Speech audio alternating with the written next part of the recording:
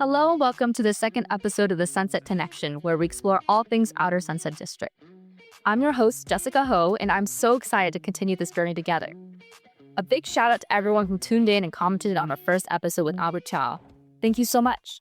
I'm thrilled to bring you another exciting guest today, but before we dive in, let's talk about what we'll cover. We're going to explore the history of the Sunset with today's special guest, dive into current public safety issues affecting our community, and then get his perspective on where the Sunset is headed in the future. We'll also lighten things up with some fun Sunset trivia. So without further ado, let me introduce today's guest, Captain Brien Hu.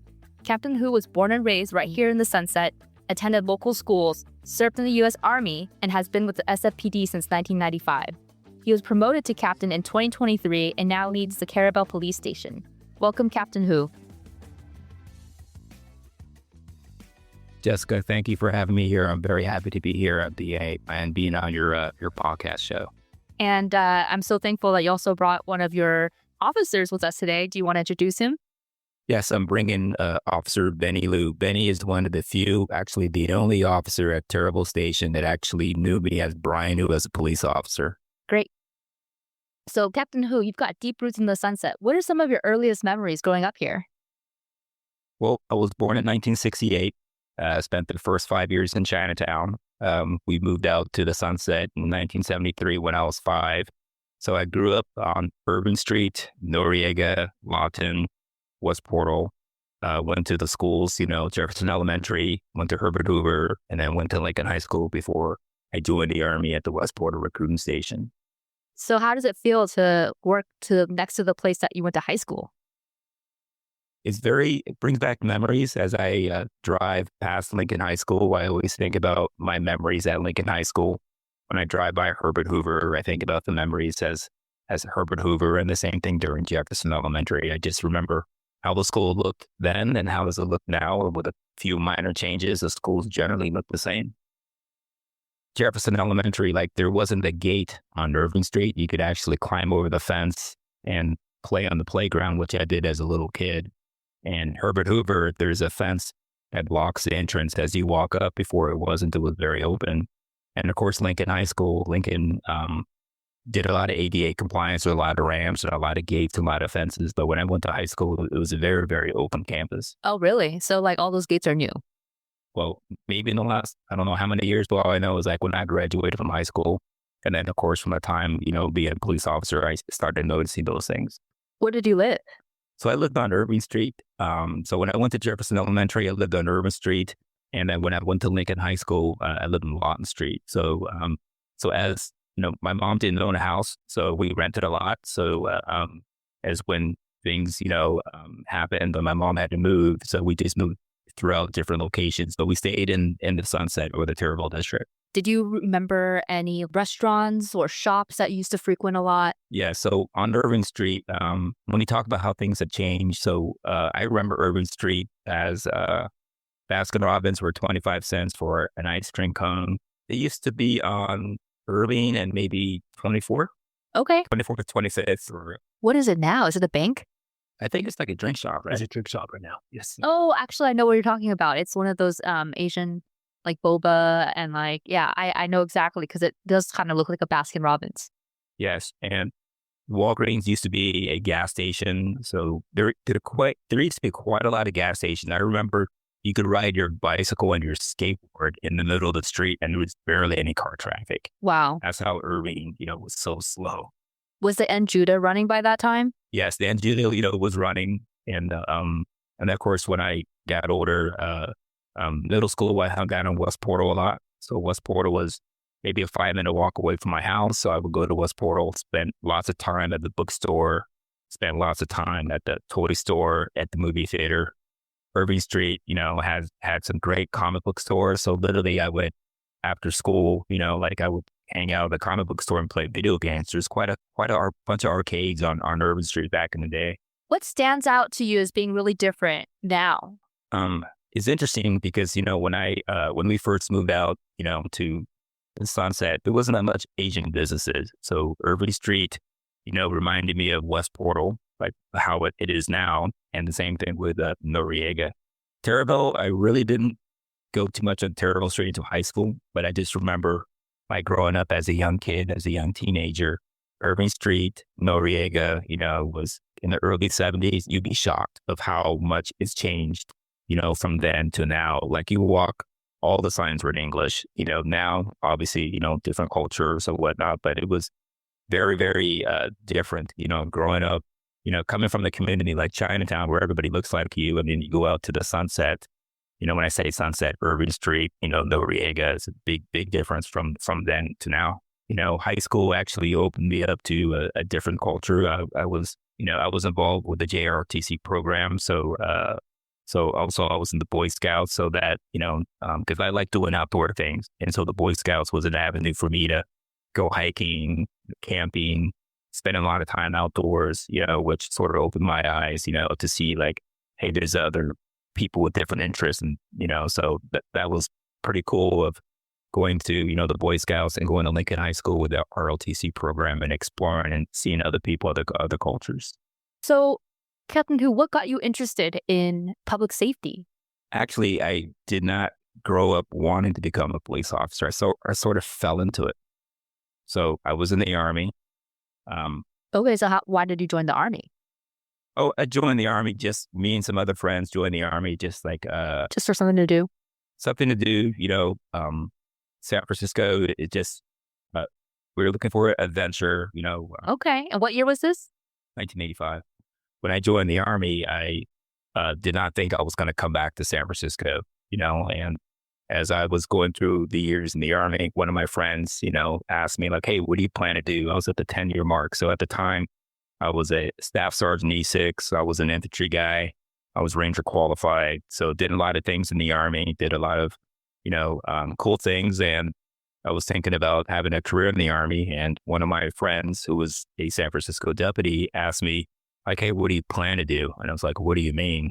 And so basically he encouraged me to take the test. So I took the test for 3 departments, Davis City, Oakland, and San Francisco. And San Francisco and Oakland, I was in the academy, got hired by San Francisco. And then as I, became a police officer, I enjoyed it. It has a lot of great qualities. So I was like, okay, well, I'm just going to stick it out. And of course, 30 years later, I'm still here. It's amazing. You were one of the Green Berets. Can you tell me a little bit more about what a Green Beret is and why that's important and how that fits into your role as captain today? So, yes, I retired as a Command Sergeant Major in Special Forces. I was in 18 Charlie, a Special Forces Engineer Sergeant. I was in 18 Zulu. And I was a Halo Engineer Sergeant on a Halo team. I deployed numerous times, Afghanistan, Iraq, and some other places. Little did I know that I would spend such a long time, serving my country, as a infantryman and then going selection and going special forces. So walk us through a typical day of your life as a Taraval police station captain. Sure. So Taraval station, it's 10.6, 10.8 miles, 163,000 residents. What is the boundaries of the Taraval police station? So the boundaries, obviously north to south, we have Lincoln all the way down to Daly City. We have the ocean, and now it gets a little bit tricky. So like the borderline between us and Park Station, is 7th Avenue. Then as 7th Avenue goes through, St. Francis Woods and it goes through Ocean, it gets a little bit tricky, and then the borderline between us and Ingleside is where 280 is. So it's like a big, huge, I wouldn't call it a square, but maybe an extended rectangle. Isn't it like the largest police station by geography? Yes, it's 10.6 miles. My station is budgeted for 100 officers. I have approximately 54 officers. So that translates to longer response time. My station averages about 2,200 calls for service, about 75 per day, about 25 per shift. We have 3 shifts, days, swings, and midnights. So when I come in as a captain, on my desk, my clerk is very, very in tune with me. So the things that has a priority, she puts directly in front of my desk, and I have my in basket. My in basket is all the reports from the last 24 hours, any significant things. And of course, I have my work phone. So depending on the night prior, I will triage my emails if it's super important. I would flag it. So that's the first thing I address. Just good business management rules. Every captain has the way of how they manage that. This just works more efficient for me. I try not to stay in the office all day, just answering emails. So I do a quick burst in the morning and I'll go out. I'll speak to my lieutenants, speak to my sergeants, see what's going on, get the lay of the land, go in the back office, go over the events. If I have any community meetings, if I have any projects, if I have any paperwork that needs to be done. I attend lineups. I'll attend at 3:00 lineup. I'll talk to the officers, address any of their concerns, any of the issues. And then from there, I'll make myself available. Like today, a member of our CPAD, Mark Christensen, called me regarding an issue he wanted me. Oh, yeah. And for our listeners, what is a CPAB? So the CPAB is Community Police Advisory Board. In fact, Jessica's a board member, so thank you for helping out. I have 5 to 6 members of the community who help assist. They're there to give me advice. They're also there to, make suggestions. What is for our listeners? What is community policing and how is that different than regular policing? Community policing is where I listen to the community, what their concerns are, and with the resources, I allocate, and because I have 3 supervisors, District 4, 7, and 11, each of them, has their own, like, I wouldn't call it agenda, but they have their priorities, and, obviously they listen to their constituents, and that information gets back to me. What's a blessing scam? So blessing scams is just the term that my station uses to encompass everything. We should probably do a better job of just say scams. But the blessing scam originated from where Asians, are specifically targeted, because of their core cultural norms of having their property, their jewelry blessed for good fortune and good luck. So, of course, preying on superstitious values that encourages a lot of people to give up their money, give up their jewelry in order to be blessed. And of course, it's a scam. So to put it in perspective, last year from 2024, we had 462 blessing scams or scams for a total of $7 million. They prey on the elderly people. It's evolved more to now of where not just jewelry, it's actually money. So, part of the community policing we do is we educate the banks, like be alert for large, withdrawals of cash. We try to educate the younger grandkids and children. It's like, hey, check on your parents. For example, like the latest scam that I got yesterday was a flyer, a card that basically said, and it had the victim's name and address. It looked like a very professional postcard you get in the mail, and it elicited more private information from you, so you would actually become maybe a victim of identity theft. Wow.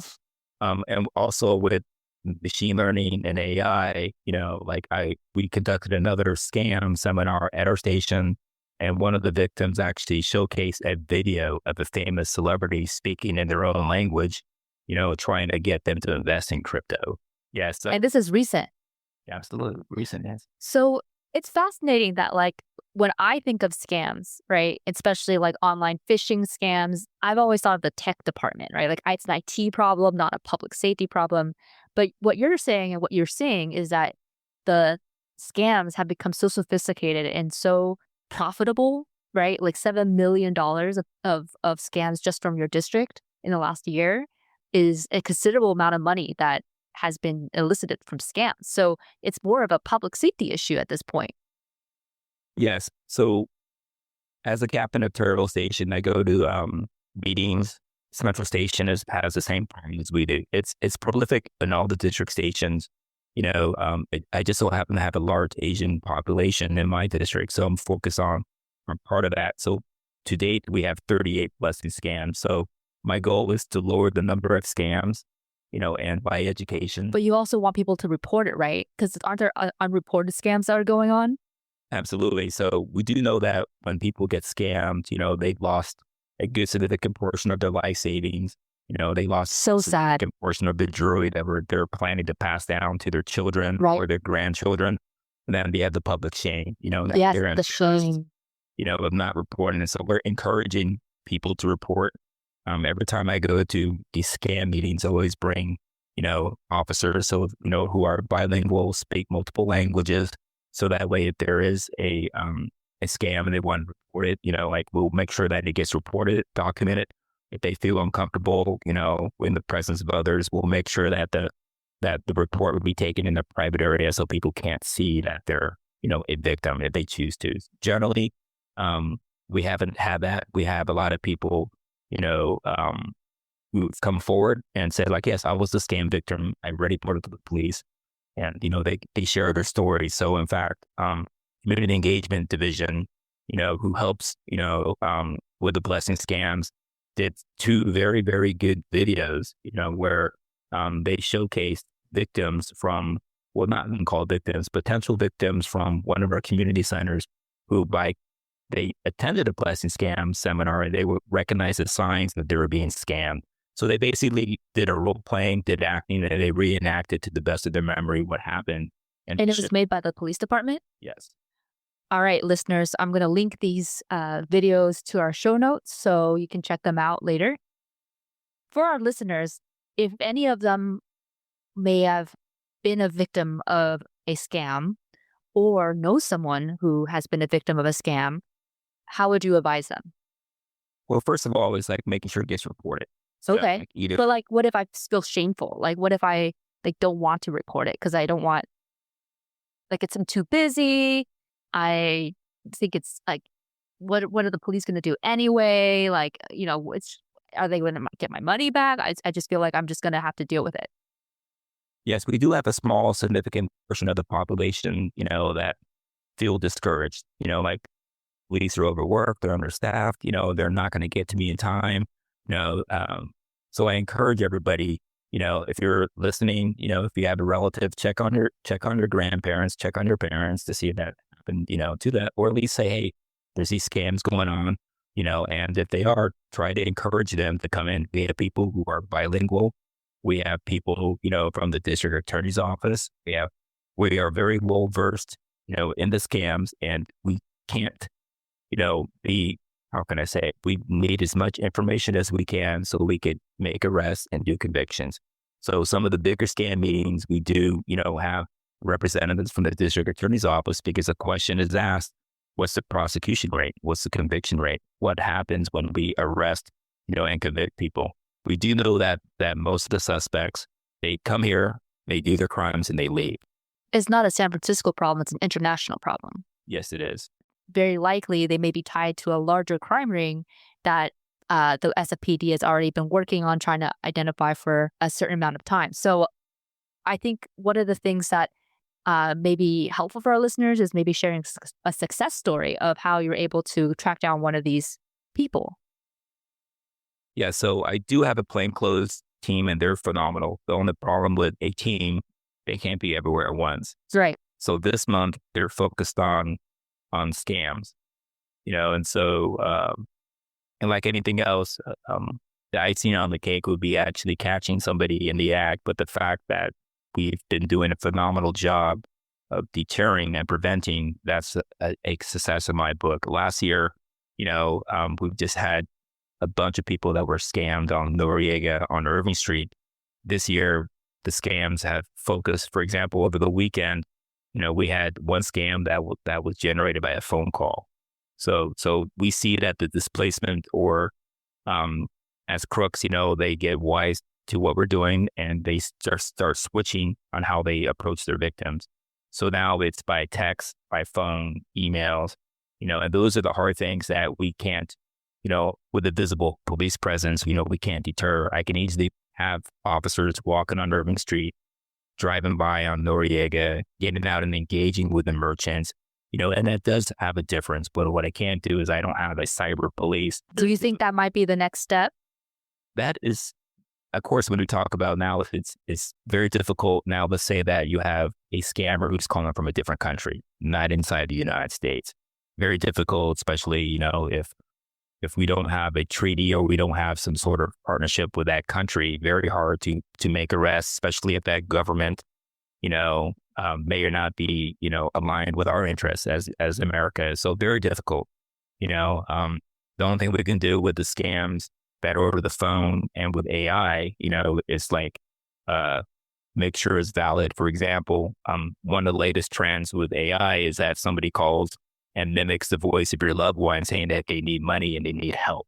That's so insane.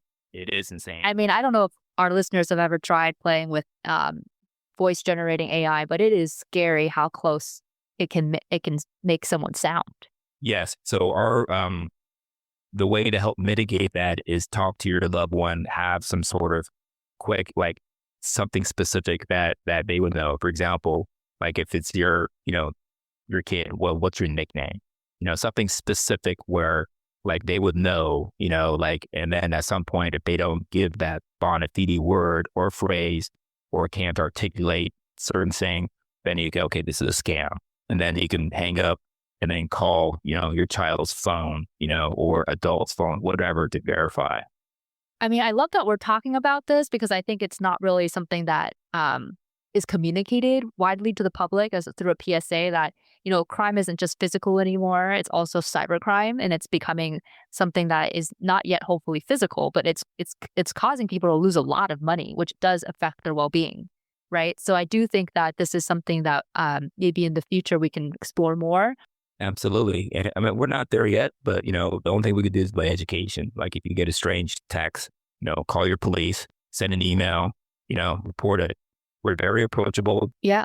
And so Taraval Station, we know that the scams they happen all the time. So myself and my partnership with my staff, we are having scam meetings every other month, and we're going to go to various locations. And the goal is to messaging different languages, different communities, just to get it out. We want it to be to the point of where we go to the meetings and people say, yes, we heard your message. We know. Like I'm learning from how scams, with AI. And that was very interesting to me because how technology evolves. Right. So it's changing the way that you police. Yes. And the AI can be in a language, that's not yours. So if you're a native, let's say you speak Toisan or you speak a different language, the AI is speaking your language. So now you're letting your guard down. Right. And then next thing you know, you feel hypnotized or you feel compelled to give information. And now you're giving the keys to your identity. So speaking of the future, like what does the future of the sunset look like to you? Well, we know the sunset, is changing. With the passage of Prop K, we know about, the upper grade highway. I know that's very contentious, but, that's, going to happen. Affordable housing, what housing that's going to be coming. And of course, like anything else, infrastructure for transportation, public transportation, I hope it gets better. Seems like Taraval Street has always been worked on, West Portal, so I look at it and see, cities have to change, throughout the years. And so, what I'm hoping for the Taraval district is obviously more police staffing. I would like to have more police presence to help with community policing. For example, like public transportation, I get a lot of complaints, on people who block the train tracks on 9th Avenue. So if you're listening out there, please don't do that. I'm getting complaints. So we're going to focus efforts on people who are double parked, blocking the train tracks. Because I get it. You're taking a train, you have blocking, and that person gets out. Just makes sense that like for the benefit of the public or the goodwill of the majority, that person doesn't, block the train tracks. I'm glad that resonates with you as somebody who takes public transportation. You exactly know what I'm talking about. And to include like Ocean Avenue, the merchants want to see more of a visible police presence.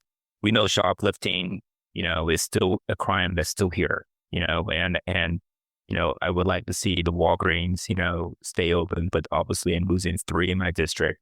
And we understand that crime is probably going to bleed over to those locations. So, I'm sorry for my plainclothes team. I'm tasking them out to do lots of things, but they do great work, so. Yeah, heard great things about the plainclothes team.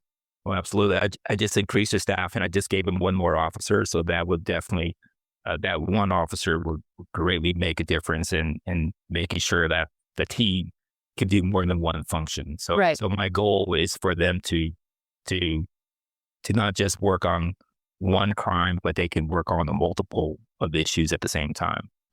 If our listeners want to learn more, are there any websites or any social media or? Yes. So tons of ways to get involved. So it just depends on your appetite, what you can do.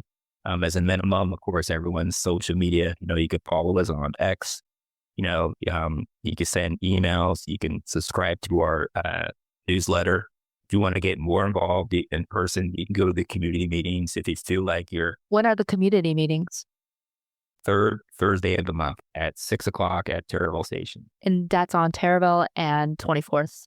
Yes, Taraval on 24th. It's in the community room. Usually our community room meetings have about 30 to 40 people. So it's an hour long. So we try to stick by, good business rules. Of course, if you have a question, we'll state afterwards. So that way you're not publicly embarrassed, or if you feel like you need a little bit more privacy, we'll have a team that can listen to your concerns and then see what we can do. Join the CPAP. That's a great shout out for Jessica. Thank you. She knows we've been trying to recruit additional members. By having more additional members, it spreads out the workload. So yes, absolutely. It's a great plug. And so yes, if you're interested in, becoming a member of the Community Police Advisory Board, we meet the third Wednesday of the month. Once again, serving, it's like there's no extra pay for it. It's just the gratification and the benefits personal that you're helping the community.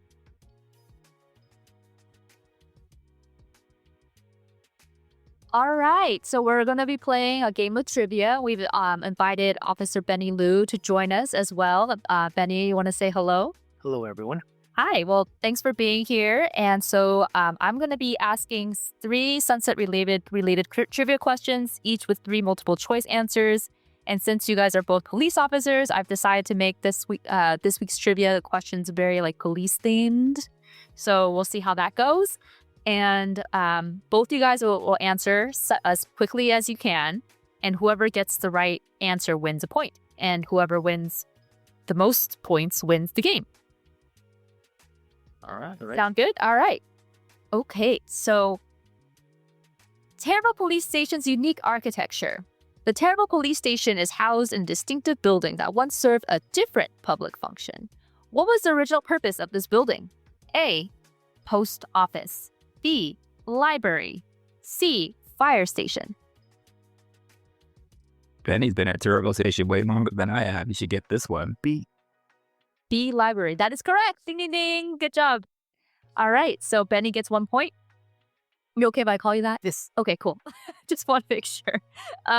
Community engagement initiatives. In an effort to strengthen community relations and address local concerns, the Taraval Police Station established a Community Police Advisory Board. How long ago was this CPAB established? A. 5 years. B. 11 years. C. 15 years. I would say C. C. What about you, Captain Who? I'll go with A. All right. Well, the answer is B. 11 years. So yes, the CPAB has been around for a little over a decade. Before the establishment of the Taraval Police Station, which now oversees much of the Sunset District, or all of the Sunset District, as we talked about, which San Francisco police station originally had jurisdiction over the West Side neighborhood? A. Mission Police Station. B. Park Police Station. Or C. Richmond Police Station. I would go with C. Yeah, I would go with C too. The answer is B. Park Police Station. Wow. Wow. Great trivia questions. Yeah, so Benny, I think you got 1. You're up. Benny, you win! Yay!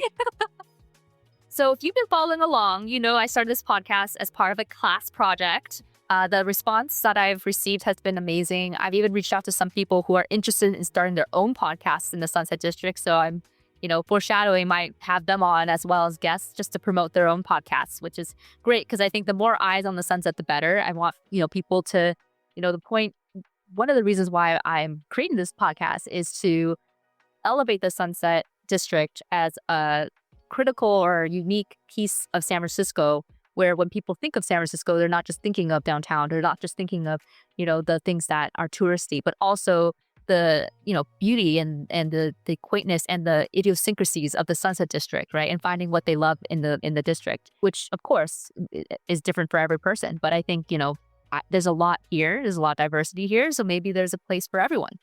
I know I've got a lot to improve on, whether it's editing, sound quality, or content, but, I'm trying to make this a fun and valuable resource for the community.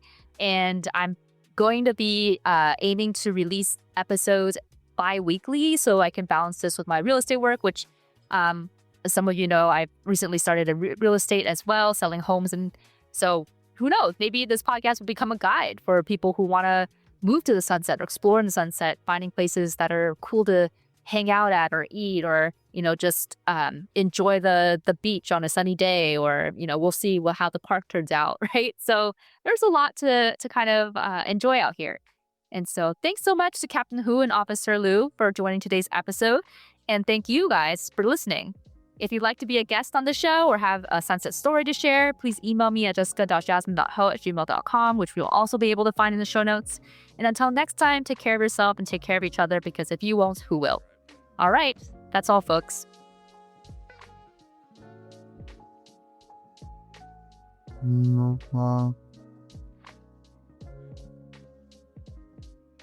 Sounds right.